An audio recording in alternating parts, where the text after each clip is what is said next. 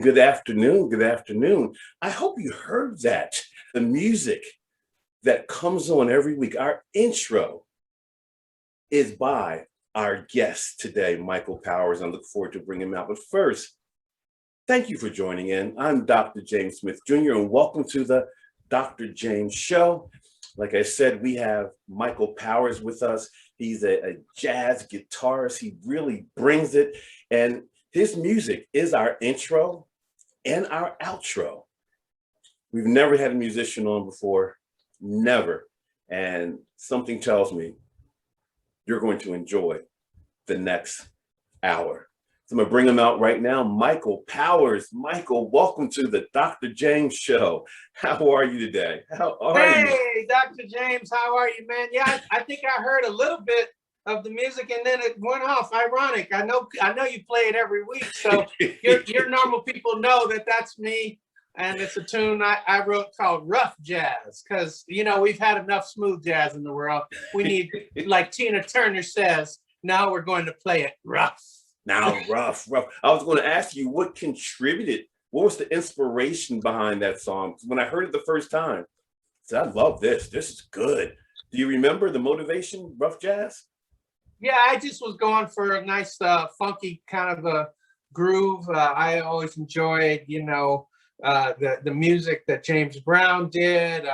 Jeff Lorber had like some kind of cool, funky jazz in that style. And I love all types of jazz. We went through a period there where jazz almost got like a whole bunch of hand sanitizer all over it, and everything became smooth, and it all was smoothed out. And that's a part of jazz. There's an aspect of it that way, but this was a conscious decision to say, no, that's cool, but here's the rough side. That's good. Here's the other side. You know, if you're down in the hood, this is what the jazz sounds like. That's what I was talking about. Based on my research, I've learned that a lot of musicians played a role in you developing the Michael Powers sound. Yes. Ray Charles. Yeah. Jimmy Buffett. Who are they? Who are some of the? Well, Jimi Hendrix is the one that made me want to pick up the guitar in the first place. And I saw the movie about the film about Jimi Hendrix. It was a documentary, and I had actually fallen off of a skateboard. I was precocious. I graduated from high school when I was 15, and I thought hold up! Don't run through that stop sign. You graduated from high school at 15. Yeah, I was precocious, but I thought I was brilliant, except I didn't know I couldn't get a job. So I didn't check out that part. So that summer I really got into skateboards, and I was skateboarding all around. I was in Berkeley, California at this time. And up in the hills of Berkeley, you get up there and you can make your way all the way down for a long time. Right. And I had a regular route I was doing, and I was, you know, I was pretty good at this before Tony Hawk and all that mess. We're talking about way back in the day. Yeah. But this one day they were doing construction on my route, and I came around the corner and they had put gravel on the road. Oh. And so the skateboard stopped, and I kept going, flying through the air. And the first thing you do is put your hands out. Right. And I landed and I broke my wrist. I got a severe break on my left wrist. And so I was in the cast, and because it was severe, it had to stay in there an extra long time. And the whole forearm, it kind of atrophied. And while I was in that, I saw the movie about Jimi Hendrix. I saw the film. And I said, wow, I got a big afro. I got some bell bottoms. I could do that.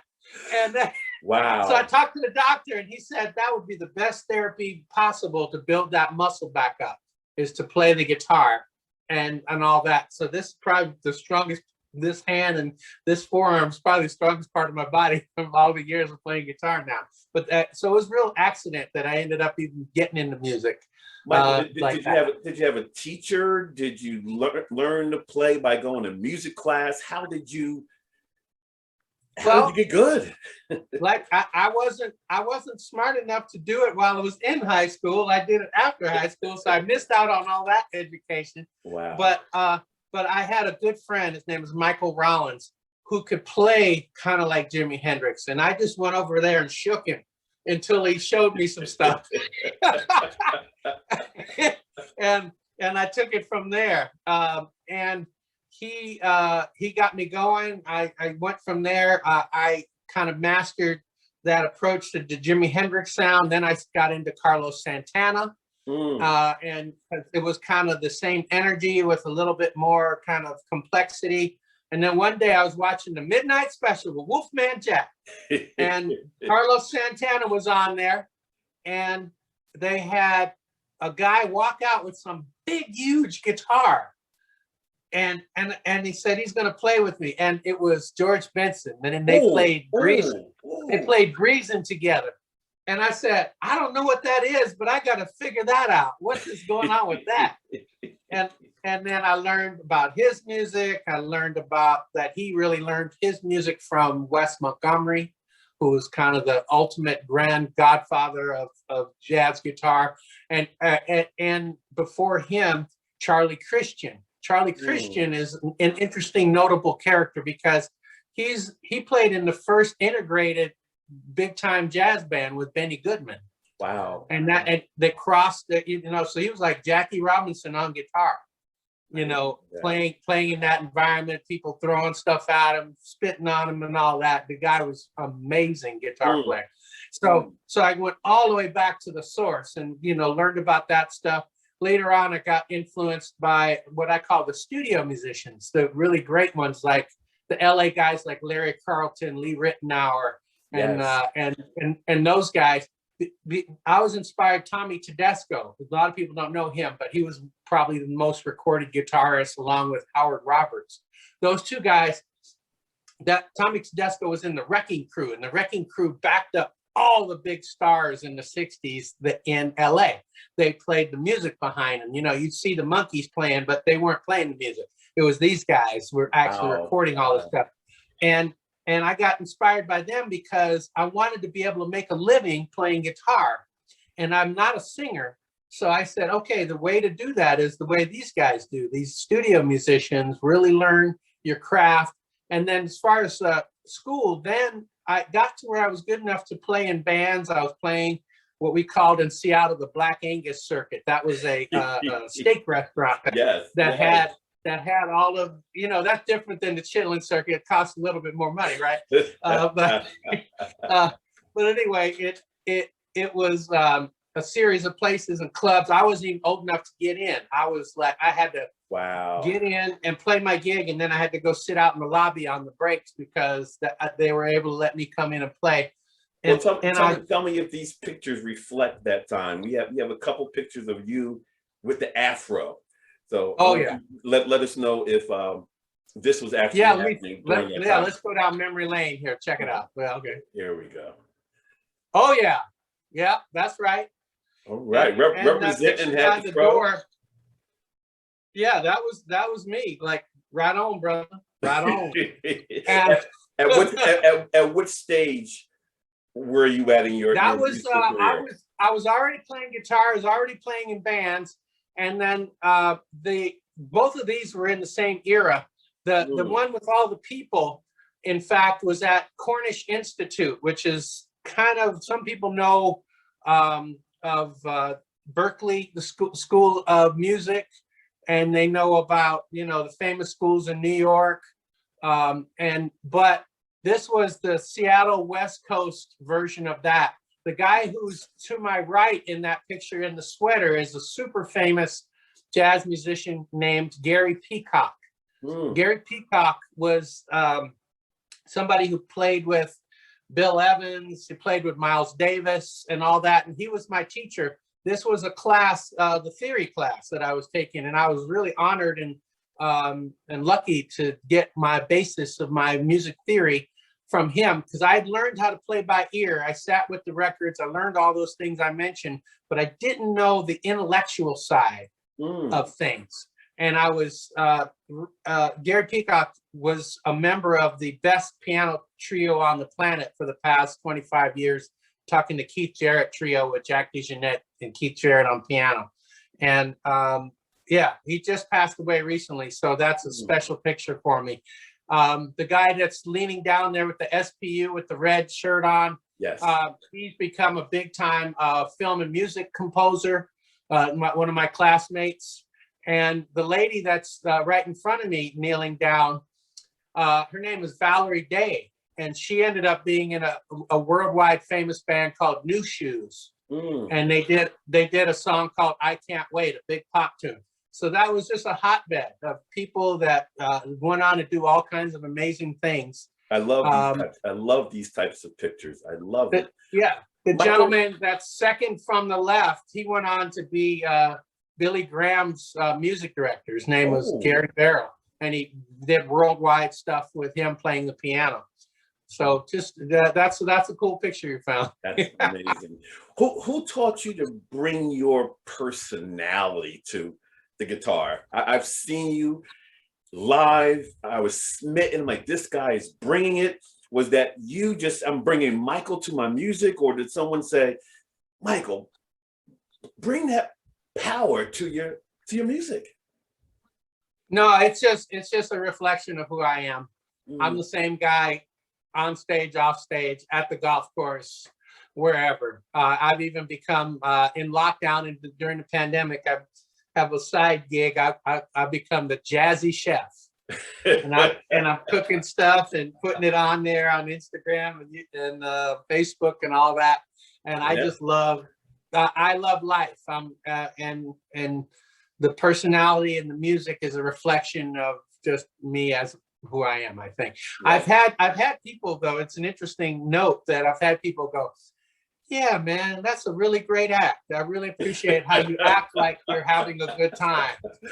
And I said, no, man, that's no act. That's just who I am. I am so happy and blessed to be able to make a living playing music. Yeah. And, you know, it's the worst day playing guitar is better than the best day digging a ditch or whatever, you know. and you know, not to belittle or besmirch people who are digging ditches. We all need it. But I'm just saying, I am really lucky and happy that I get to do this, and that comes out. Well, I feel the same about my profession, speaking, getting paid to speak. And yes. When I saw you the first time 20 years ago, my client took me to a restaurant. They said they had jazz, but I didn't know who Michael Powers was. And after it was over, you were on my radar screen. I bought CDs.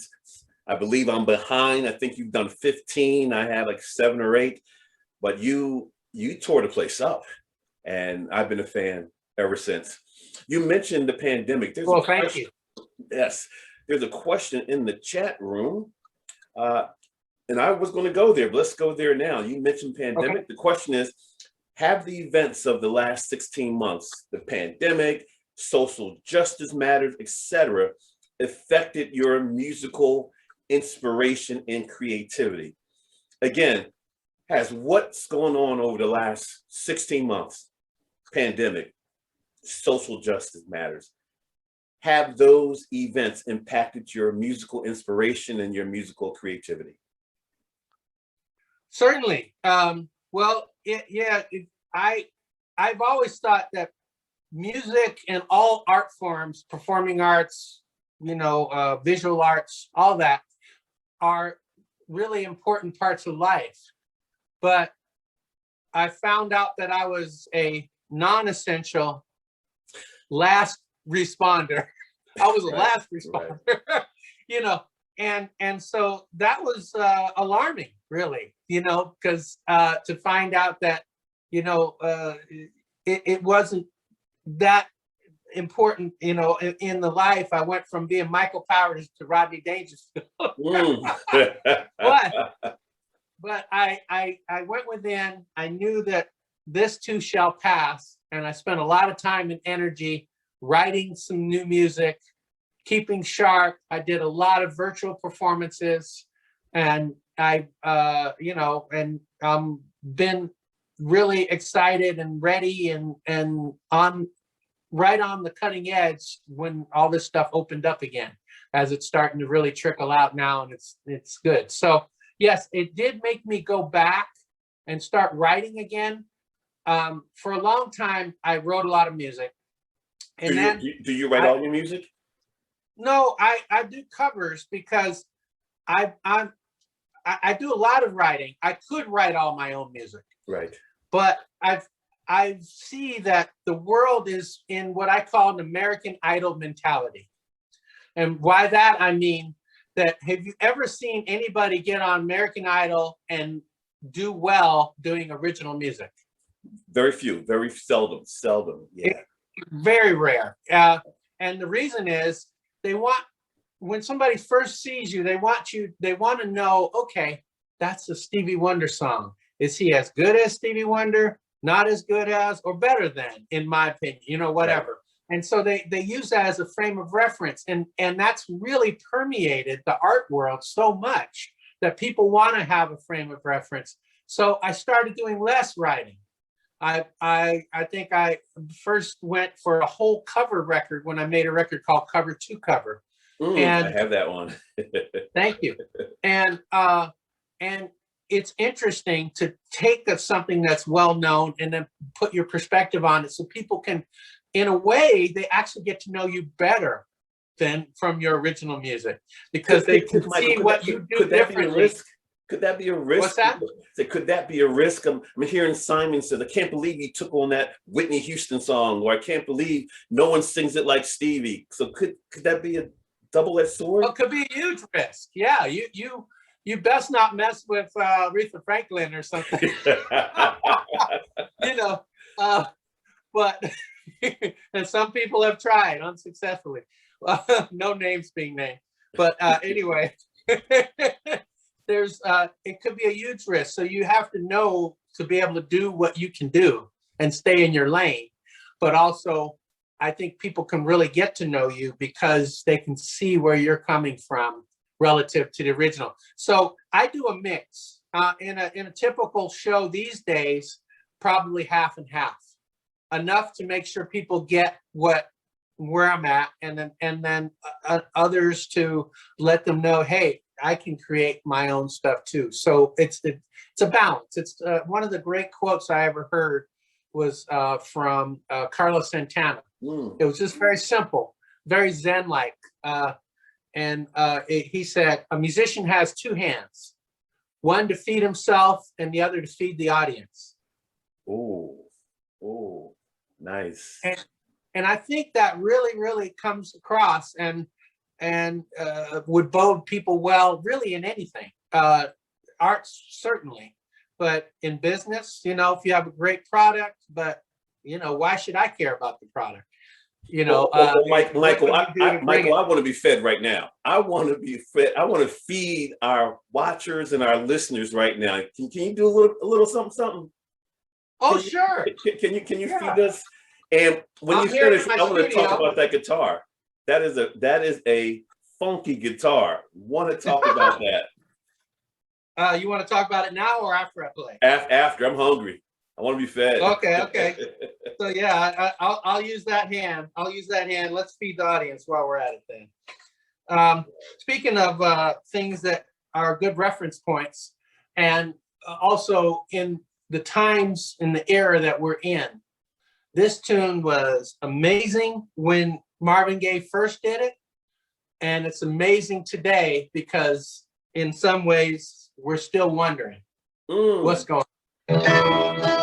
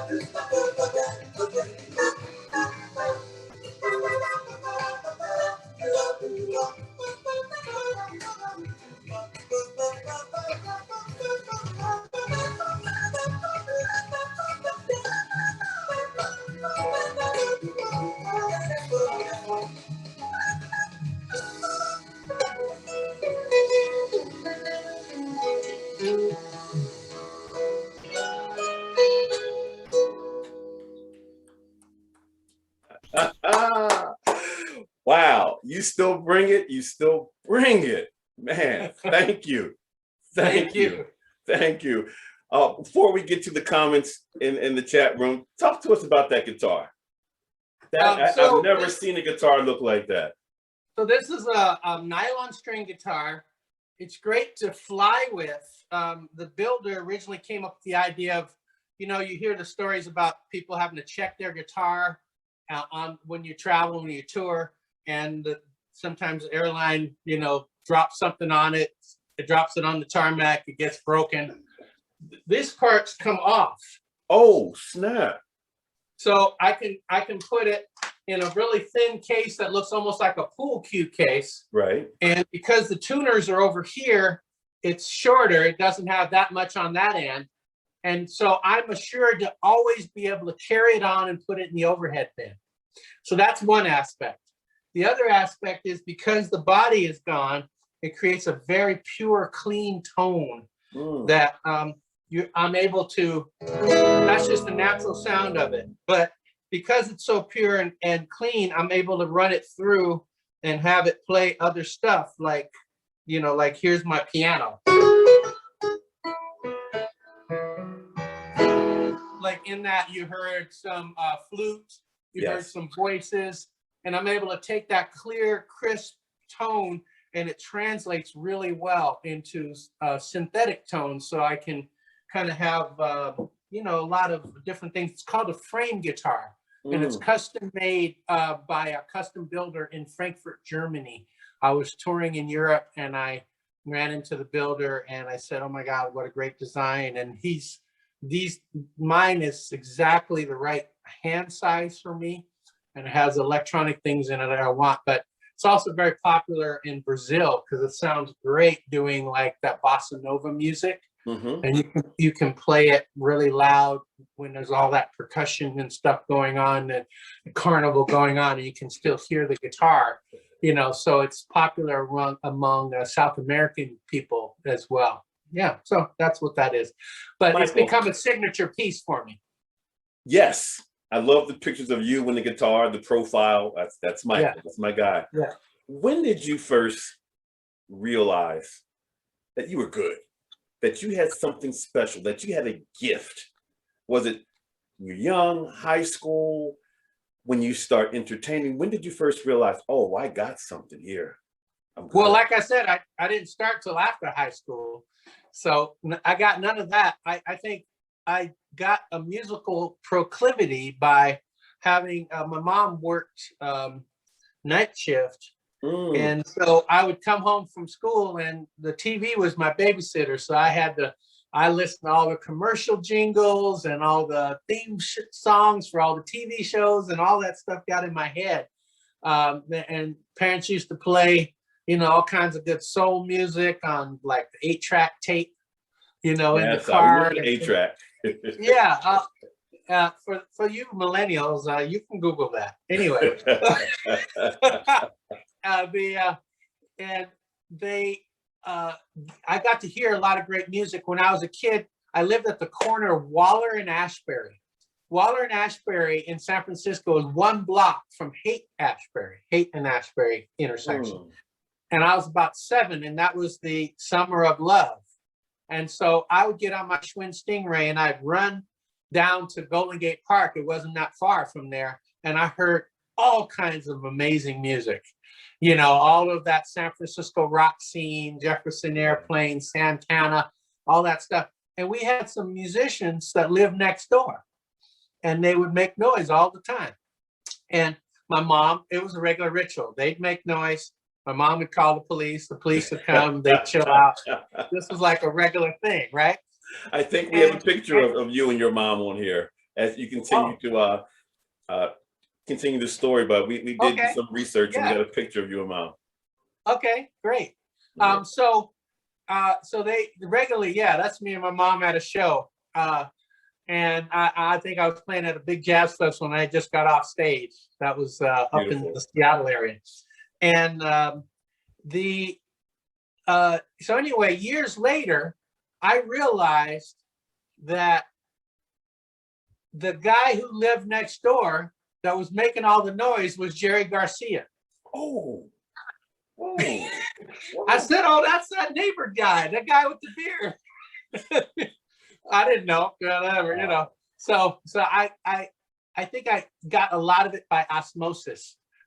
When I realized I'm good, I don't know. I think I'm decent. There's better musicians than me and worse musicians. I think I'm in the middle somewhere. But I think it's not about good or not. It's about how much you can connect with people and how well you can communicate. And I know I do that well, like I said, on stage or off stage. And I'm using that as a tool, another way of kind of connecting with people. And I think that's ultimately my gift. I love it, Mike. When I teach presentation skills, I talk about audience engagement, and you just nailed it. How you connect with people with your gift, with your music. It's not just the data, it's building the connection. It's good stuff. Yes, I'm going to go to in the chat room, those of you who are not interested, those of you who are going to buy Michael Powers music, go to his website. We have it in the chat room. Please, you won't be disappointed. All right, here we go. In the chat room, love his energy. Before you broke your left wrist, what space were you in mentally as to what you wanted to do in life? So before you had that skateboard accident, what headspace were you in relative to what you wanted to do in life? I think, speaking of headspace, literally, one of the things I did to get out of high school early was I took a bunch of college courses at night, extra at community college, because I was bored. And so I was really into studying psychology. And so I thought that was really interesting to me. And I literally, like somebody, when I was 14, I think, somebody asked me, what do you want for your birthday? I said, I want a subscription to Psychology Today magazine. And that's why you graduated from high school at 15. Yeah, they looked at it. I was like, he's a little crazy, but okay, we'll get him that. And so I think that the study of human behavior is still a big part of what I do. Because when I'm performing, I'm connecting with the people and I'm looking and I'm reading and I'm multitasking, I'm playing and all that, but I'm also like, okay, where's that person coming from? What can I do to find musically something that's a bridge between us? That's good. That is good. Chat room, I heard a statement recently. When it comes to guitar playing, your left hand shows what you know and your right hand shows who you are. Again, I heard a statement recently, when it comes to guitar playing, your left hand shows what you know and your right hand shows who you are. Thoughts about that, Michael? I don't necessarily agree, but there is this whole thing about left brain, right brain. And so maybe this is kind of an extension or a manifestation of getting the intuitive side of your creativity involved, and then the logical side. And that's kind of the whole thing that I went through when I already had learned how to play music by ear. And then I went to college and I learned what to call it, how to define it, how to categorize it, how to work with it from there. And so I guess in a way that's that right hand, left hand thing. But the hardest thing about playing guitar is to get your right hand and the left hand to play at the exact same instant. You know, that you're one of them would want to jump ahead. And that's really getting the right brain and left brain to create a balance. And so I guess both of those statements are true as long as they happen at the same time. Yes. And as speakers, we have to speak to both the left brain and the right brain of our listeners, and we have to have that same balance. Too much data without stories, too much facts without anecdotes and metaphors. So I call it also play-by-play in color. The person who's doing the game, here's the play-by-play and here's the color to reinforce what's happening out there. Exactly. Yeah, you want to know that somebody has played the game when you're getting that color commentator. You want that direct experience. Yeah, I agree with that. That's good. Someone else in the chat room said, "Oh my gosh, I'm slaying. This is a concert style performance. I gotta breathe." Good stuff. Breathe in, breathe out, and go to michaelpowersmusic.com. There you go. There you go. Chat room, another question. Michael, what's your feedback to a young musician wanting to be a professional and making a name for him or herself as a musician? So I guess they're looking for some wisdom, some words of thought relative to young person starting out, male, female. What's some words of wisdom, some thoughts for them to consider? Well, I have a couple. One is, and this is something I was looking for when I was considering doing music. And I read an article, and that's a standard kind of thing that people ask artists, you know, how would you inspire young people that are seeking to do what you do? And I read an article with the wonderful, recently passed away, great jazz pianist, Chick Corea. Yes. Chick Corea is one of the best. And they asked him that question, and he gave what I thought was a really weird and odd answer. But now that I've lived the life, I totally get what he is saying. So I'm going to say what he said and then do some additions. He said, and I said, what the heck? He said, I wouldn't tell him anything. Because if they're going to make it at this level, nothing I do or say is going to encourage or dissuade them. That being able to do this music is like breathing. They can't survive without it. So just breathe and be who you are. And that sounds weird, right? It's almost like he's kind of putting them off. But the point is that just be authentic and be in it. And then I'll add from my own personal taste is, you know, don't take no for an answer. If there's a will, there's a way. It's easy to say that, and you get a lot of no. But if you just find a crack of a little bit of just a maybe, even, you can get yourself and maneuver around those people. There are people, there's the artists, and then there's the audience. And this is true with business too. But there's a whole bunch of people in the middle who are like the gatekeepers, who are trying to keep you out. And it's their job. And maybe they're mad they're not the artist. Who knows? You know? And so you have to be sensitive to where they're coming from. And maybe they're upset that they didn't get to do it.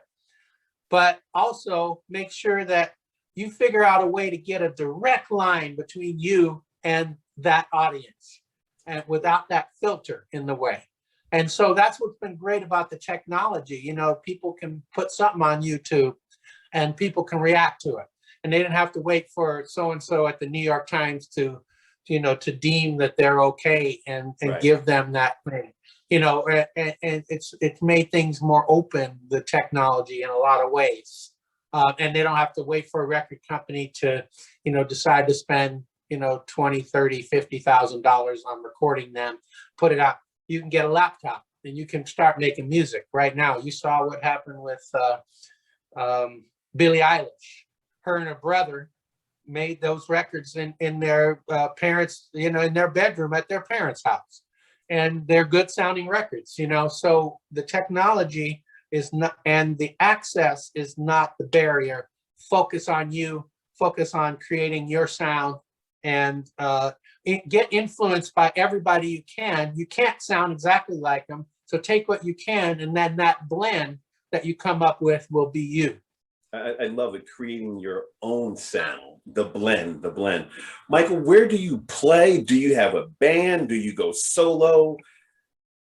I do all of the above, pretty much whatever they'll pay for. I play concerts, corporate events, festivals. I'm in Arizona today. I'm flying back up to Seattle to home to play a bunch of shows this weekend for Juneteenth celebrations, and for Father's Day, I'm doing a concert down in Lakewood, down in Tacoma area, south of Seattle. All of that, and then I'm flying back to Arizona to play a show, and then I'm flying to Colorado to play a private party. I've played all over the planet. Wherever somebody wants me, I'll come. So get a hold of me if you want me to come do something for you. And I'll even make you one of those little cameo jingles where I'll play and I love say it. hi to you. On my birthday, I get my Michael Powers jingle. That's I love right. it. I love it. I'm always trying to update and do that. Michael, what's and so they can go to my website, and I have a concert calendar at michaelpowersmusic.com. And it's important always to go to my website and figure out where I'm playing, even if you don't like what I'm doing, so you won't accidentally end up where I'm playing one day. What's your most memorable musical moment? Do you have one? A most memorable? It was amazing, since I explained to you that I got inspired by Jimi Hendrix to have a few different connections along the way to Jimmy. I was playing in Seattle, and we were playing some Jimi Hendrix tune. And this nice older black gentleman came in, and he sat down, had a beer, and we were just rocking it, you know, going that way. And he started crying. And I said, wow, hey, what's going on? And they said, that's Jimi Hendrix's dad. And I went over to him and introduced myself and said hello. And he said, yeah, you just reminded me of my boy. And that was praise. That was honor. On the other hand, I got to go tour in Europe with the great Dr. Lonnie Smith, the Hammond B3 organist. And I got to be part of his band. He was in the first band that George Benson had. And they won all the downbeat poll winning, award of Jazz Band of the Year and such. And so basically he had me playing some of that music with him. And so I was kind of sitting in George Benson's chair in a way, which that's a big chair to sit in. And we played at a place called Ronnie Scott's. Ronnie Scott's is the premier jazz club in Europe. It's kind of like the Village Vanguard or the Blue Note New York, or whatever one you could think of. And amazing history, you know, everybody from John Coltrane to Charlie Parker to Van Morrison to members of the Rolling Stones, whoever have played there. And it's in Soho. It's kind of like their version of Times Square. And I'm playing there, and then somebody reminded me that this stage was the last place on earth that Jimi Hendrix played. He went into there, Eric Burden and War was playing, and he went and sat in with them. There's a kind of a cool recording of it out there on the internet of them playing Tobacco Road, the old tune that, of course, Lou Rawls did and made famous. And he played, and then he went home, and he had problems with suffocating and died. So I got to stand on the last stage. I got to play for his dad, and then I got to stand on the stage and play and be accepted professionally at that time at, you know, in the same last place he played. So those are two interesting moments, I think. Wow. Speaking of moments, I was going to hold it off a little bit, but I'm in a mood right now. I want to be fed again. You got something else? Oh, okay. You got something else for us? You ready for some more music? I'm more than ready. Okay. So I've been talking about having some things that are original and some that are known. This one is kind of a hybrid. That tune I played you earlier is on my soul CD. I did a history of soul music, and of course Marvin Gaye figures heavily in that. This one is from my blues CD, Blues That You Can Use. Yes. And on this track, I kind of go back to a cool experience I had when I was just learning. I had they're still in Berkeley, California. B.B. King came to town, and he was playing a concert, and they gave him the key to the city, and they made it B.B. King Day in Berkeley, California, because Berkeley was kind of hip like that. And one of the things that he did as part of it was to come and to do a little workshop in the community. And they said, you know, guitar clinic with B.B. King. Well, they advertised the concert. It was sold out, and the thing with the mayor was a big deal. Somehow they didn't advertise the thing that much, and I only knew because it was at a library down the street from my house, and I happened to see the notice. So I said, okay, I'll go. I got there. It was me and B.B. King. Nobody else came. And I had like a little pawn shop guitar I had, and he had Lucille. He was like, young man, what do you want to learn? And I was like, I want to play like B.B. King. And, good answer. Like, good answer. Well, I said, one day I'm going to get a nice guitar like Lucille. And he was like, well, let me show you something, young man. And he picked up my little piece of guitar, and he picked it up and he went.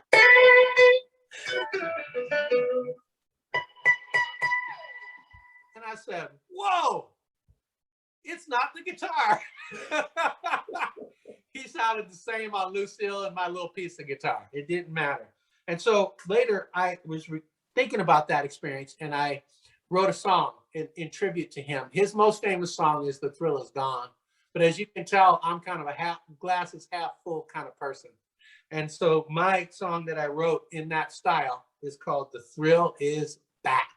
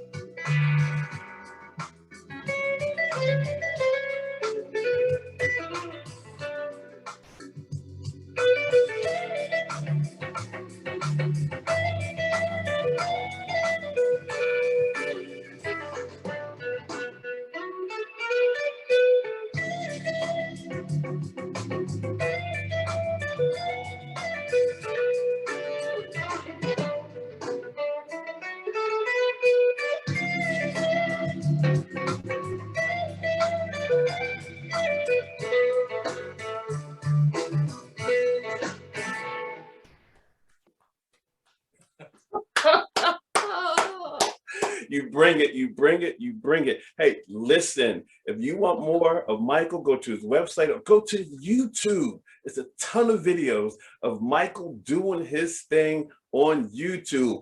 Check it out. He had the blue shirt on, the vest, and you'll see. Yeah, You'll yeah. see. The live. I think you're referring to the Live at the Moore Theater recording. Yes. But when you're Googling, there is another Michael Powers that does nothing but blues, and he's in New York.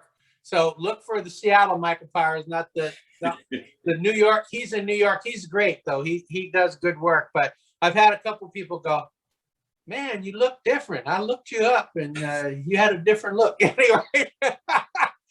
Well, now you guys see why we start the show with Michael's music and we end it. He gave us an opportunity to do that. And I'm always going to champion his cause. He's a phenomenal musician.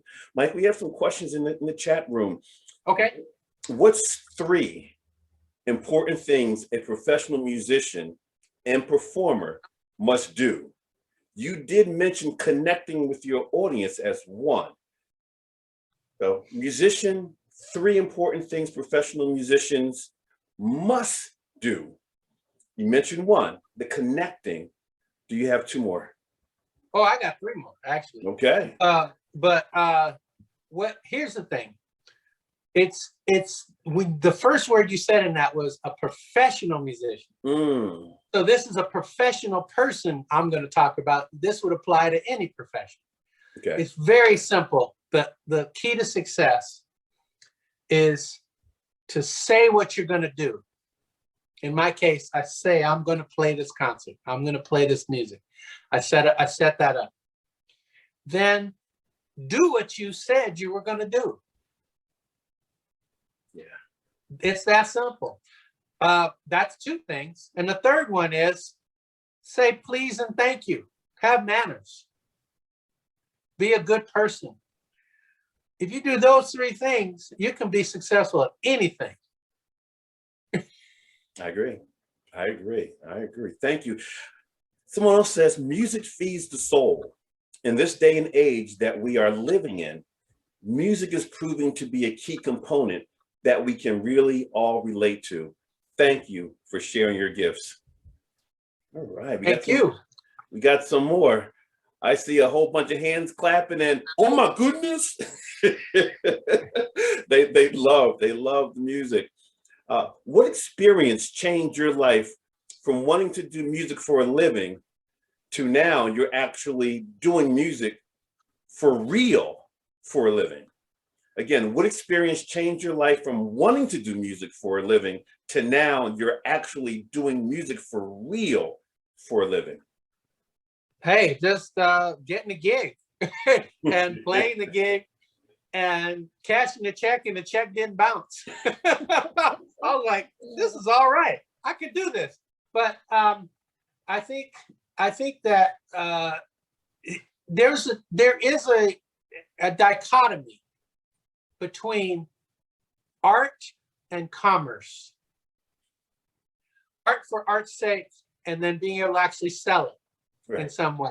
And, you know, you get into all kinds of philosophical breakdowns and discussions about whether somebody's selling out to do their art or whatever. That's a whole nother thing.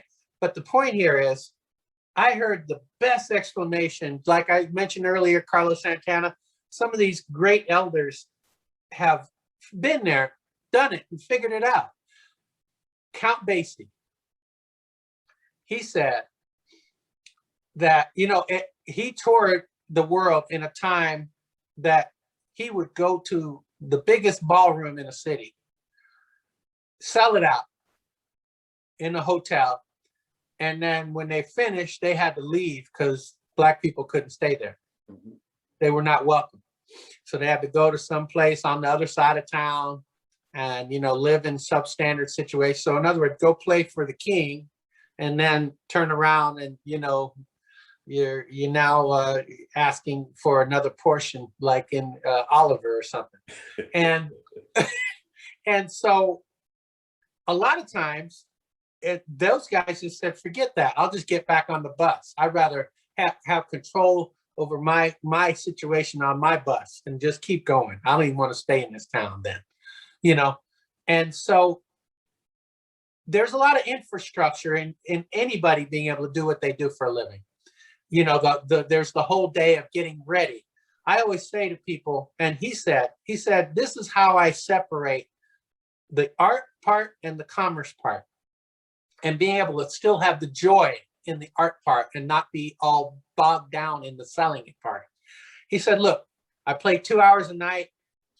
When I'm on stage for those 2 hours, I'm playing for free. But you're paying me for the other 22 hours a day that it is necessary for me to get ready to get there. Getting back on that bus, traveling, rehearsing, doing whatever I need to do to be in that position to be able to deliver at that moment.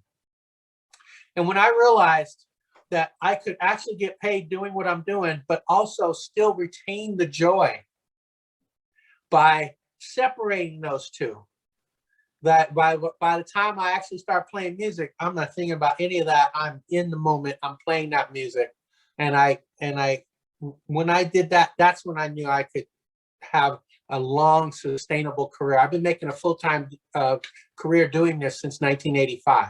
Wow! I've been blessed to do that. This past 16 months, that was something else. Luckily, I was the kind of person that would put something away for a rainy day. I didn't realize the rainy day would be, you know, almost 2 years long, but still, I was blessed and lucky to be able to be in that position. And I feel for people that weren't, you know, they're living more month to month and stuff. And so I've been doing everything I can that way. If I can go play some kind of a benefit for somebody or help out when I can. I've done a lot of virtual shows and all that kind of thing. Michael, you told me years ago that one of your goals was to play halftime at a Super Bowl. Is that still one of your goals? Sure. Yeah, that'd be great. Or even just the national anthem. I do a good anthem. My winning percentage is 800 when the home team wins when I play. Nice. I played for the Mariners, the Seattle Supersonics, for the Seattle Seahawks. I don't know why they didn't send me to that last Super Bowl. I don't know what's That's wrong with right. that. That's right. They tried to throw the ball. And when do you find time to golf? I mean, you're playing Oh. music all the time, virtual, now in person again. You're traveling. You make time for golf, huh? Oh yeah, well, golf's during the daytime. Most gigs are at night, so it's really kind of helped me. I during 2020, one of the things I did on the lockdown was to learn how to cook and do my jazzy chef thing. And oh, there's some golf. Yeah, that was when I got a hole-in-one recently. I love it. It was winter. That's why I was wearing jeans on a golf course, by the way. Anyway, and I got into golf by being invited to play in a charity celebrity golf tournament. And they said, well, I'm kind of like a D-list celebrity, I guess, but I don't know how to golf. And they said, well, we don't care. Just we'll give you clubs and you can, it's a thing. We're raising money. I said, okay. And then I got there and I hit the ball kind of okay a couple times. And I said, oh, this is fun. You meet lots of nice people. And then I saw Charles Barkley golf swing. And I said, I can already swing better than him, so I'll be all right. I won't be the worst celebrity golfer, so I'll be all right. I'll do this. And I've really, really loved golf because I've met some of my best friends. Golf is a personality Rorschach test. When you play with somebody, all you have to do is watch the way they golf, and you know exactly who they are. Wow. Because you always hear about business and people saying, oh, the deals are done on the golf course. It's not because you go there and you try to talk business on the golf course, because if you do, you'll piss the guy off that you're trying to do the deal with, because he's focused on his game. But during golf, you can decide if that's the kind of person you might want to do business with. That's awesome. That's awesome. And unfortunately, we're going to end it there. When I met you, I said, that's the type of guy I want to get to know, because your music spoke to my heart. It really did. And it made for a very successful business trip after that. What we need to do is, now that the world is opening up, we need to take this on the road, me and you. Jazz and jazz. Jazz and jazz. Yeah, I'll play, you do yours, and the people will come away, like that, incredibly energized. So let's make that happen. Done. My initials are JAS, so Jazz and Jazz. We did it once before in Seattle. We did a book signing, Jazz and Jazz. So we will. Yeah. Listen, folks, I hope you enjoyed Michael Powers. I encourage you to go to his website to get his music. And when you come back and watch our show, you know that his music gets us started and concludes on a very, very up-tempo note. Michael, thank you for being on the show. We'll see you next week. I want to say you've just been gym-packed, but something tells me you just got the power. We'll see you next week.